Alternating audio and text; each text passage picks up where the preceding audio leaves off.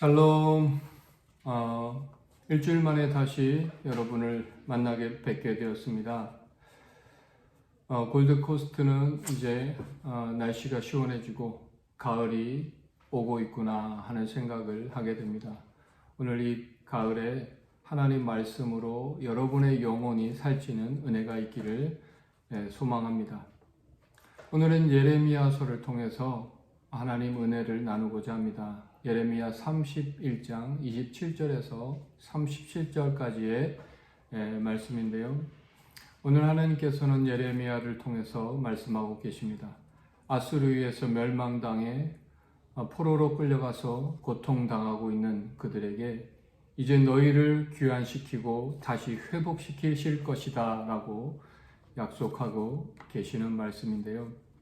오늘 하나님께서 과거에 엄청난 열정으로 이스라엘을 멸망시켰던 그 하나님께서 바로 그 열정으로 다시 이스라엘을 회복시키시겠다고 말씀하고 계십니다. 오늘 본문 중에서 29절, 30절 말씀 잠깐 읽어드리겠습니다. 그때 그들이 말하기를 다시는 아버지가 신 포도를 먹었으므로 아들들의 이가 시다 하지 아니하겠고 신 포도를 먹는 자마다 그의 이가 신 것 같이 누구나 자기의 죄악으로 말미암아 죽으리라. 아멘. 아버지가 포도주를 마셨는데 아들의 이가 시다. 그럴 수 없다는 거죠. 아버지의 죄악으로 말미암아 아버지 더 이상 부모의 죄의 결과가 자식에게 전가되는 일은 없을 것이다 말하고 있습니다. 신명기 24장 16절에 보니까요. 아비는 그 자식을 인하여 죽임을 당치 않을 것이요 자식은 그 아비를 인하여 죽음을 당치 않을 것이다. 각 사람은 자기의 죄의 죽음을 당할 것이다. 이스라엘 백성들은 자신들이 포로로 끌려간 것을 가지고 자신들의 죄를 회개하기보다는 조상들을 탓하고 원망을 했다라는 것입니다. 이스라엘 백성들은 이제 자신이 포로가 된 것은 자신의 죄의 결과임을 인정하고 자신이 범죄하여 징계를 받은 것을 조상의 탓으로 탓하지 말라는 것입니다. 그래서 이 말씀이 주는 교훈은 이제는 과거에 얽매이지 말고 누구의 탓으로도 돌리지 말고 새롭게 시작하라라는 것입니다. 그러기 위해서 필요한 것이 새 언약인데요. 그 새 언약을 우리 하나님께서 주시겠다라는 것입니다. 오늘 말씀 31절에서 33절 제가 읽어드리겠습니다. 여호와의 말씀이니라. 보라, 날이 이르리니 내가 이스라엘 집과 유다 집에 새 언약을 맺으리라. 이 언약은 내가 그들의 조상들의 손을 잡고 애굽 땅에서 인도하여 내던 날에 맺은 것과 같이 아니할 것은 내가 그들의 남편이 되어서도 그들이 내 언약을 깨뜨렸음이라. 여호와의 말씀이니라. 그러나 그날 후에 내가 이스라엘 집과 맺을 언약은 이러하니 곧 내가 나의 법을 그들의 속에 두며 그들의 마음에 기록하여 나는 그들의 하나님이 되고 그들은 내 백성이 될 것이라. 여호와의 말씀이니라. 아멘. 새 언약이 있었다면 옛 언약이 있을 것입니다. 우리 하나님께서 출애굽할 때 그들의 조상의 손을 잡고 나올 때 언약을 맺었다고 말씀하십니다. 그럼에도 불구하고 이스라엘 백성들은 늘 변함없이 여호와가 남편이 되셨음에도 불구하고 그 언약을 준수했다 못했다 실패했다라는 것입니다. 그럼에도 불구하고 하나님께서 이스라엘 백성과 그 언약이 유지될 수 있었던 유일한 비결은 그들이 선민이었기 때문도 아니라 바로 전적인 하나님의 은혜였다는 것입니다. 그들을 안아주셨기 때문이라는 것입니다. 내가 하나님을 잘 믿어서 나를 사랑하셔. 나는 하나님 말씀대로 살지 않으니까 나는 안 돼가 아니라 나의 나 된 것은 다 하나님의 은혜라고 고백할 수밖에 없다라는 것입니다. 우리의 연약함으로 바로 이 새 출발이 불가능했기 때문에 언약이 필요했습니다.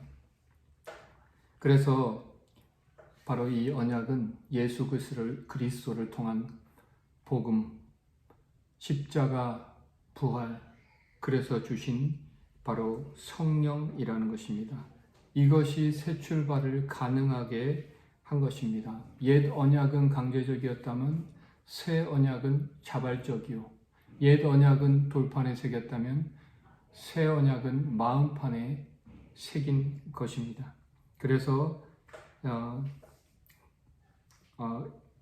더 이상 잊어버리지 않고 자발적으로 순종하게 만들어주는 언약입니다. 다른 사람의 명령을 받아서가 아니라 스스로 할 수 있게 된 언약. 바로 이것이 가능케 되었던 것은 내가 나의 법을 그들의 속에 두며 그들의 마음에 기록하여 나는 그들의 하나님이 되고 그들은 내 백성이 될 것이라. 여호와의 말씀이니라. 바로 성령이 우리 안에 내주하심으로 가능하게 된 것입니다. 성령의 역사로 말미암아 하나님과의 관계를 유지할 뿐만 아니라 그렇게 살 수 있게 해 주셨다라는 사실입니다. 어느 집에 까다로운 주인이 있었습니다. 이 주인이 얼마나 까다로웠는지 그 집에 오는 여자 하인들이 여러 번 바뀌었습니다. 그런데 어느 날 새로운 여자 하인이 들어왔습니다.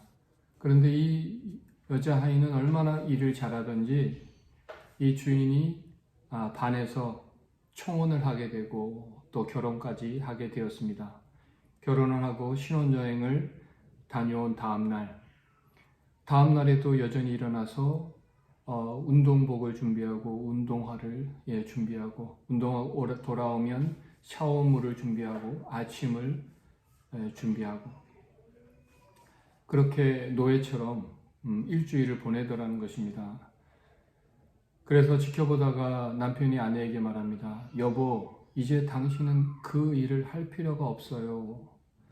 그랬더니 아내가 하는 말이 지금까지 저는 당신의 노예로 돈을 벌기 위해서 억지로 그 일을 했다면 이제는 당신을 사랑해서 당신의 아내로서 기쁘게 이 일을 하는 것입니다. 율법과 복음의 차이입니다. 성령이 우리 안에서 하시는 일입니다. 믿음이 없을 때는 하나님 말씀대로 사는 것이 강제적이고 그래서 힘듭니다. 믿음이 없으면 물론 불가능하죠. 그러나 우리가 하나님을 사랑하고 성숙해지면 말씀을 지키는 것이 오히려 기쁘고 행복합니다. 누가 시키지 않아도 자발적으로 순종합니다. 왜? 사랑하기 때문에 하나님을 진심으로 사랑하게 되면 하나님을 섬기는 기쁨과 감격이 있습니다. 주님, 제가 무엇이간데 저를 이처럼 사랑하시는지요. 늘 울어도 그 큰 은혜 갚을 길 없어. 나 주님께 몸 바쳐 주의 일 힘쓰리. 이런 찬양이 저절로 나오게 되는 것입니다. 이것이 복음의 능력이고 새 언약이며 우리 안에서 성령이 하시는 일입니다. 빌립보서 2장 13절 말씀에 너희 안에 행하시는 이는 하나님이시니 자기의 기쁘신 뜻을 위하여 너희로 소원을 두고 행하게 하신다. 성령이 우리 안에서 행하시는 일이 무엇입니까? 바로 하나님의 기뻐하시는 일을 행하게 하신다라는 것입니다. 바로 성령이 우리 안에서 하나님이 기뻐하신 일을 행한다. 그러므로 우리가 성령과 동행하며 살아갈 때 하나님의 기뻐하시는 일을 행할 수 있다는 것입니다.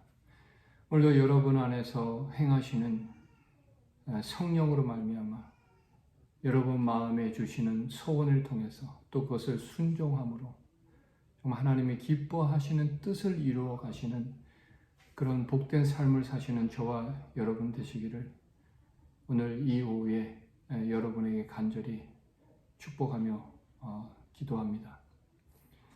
오늘도 말씀 묵상 함께 해주신 여러분 감사하며 다음 주에 다시 만나겠습니다. 주 안에서 사랑하고 축복합니다.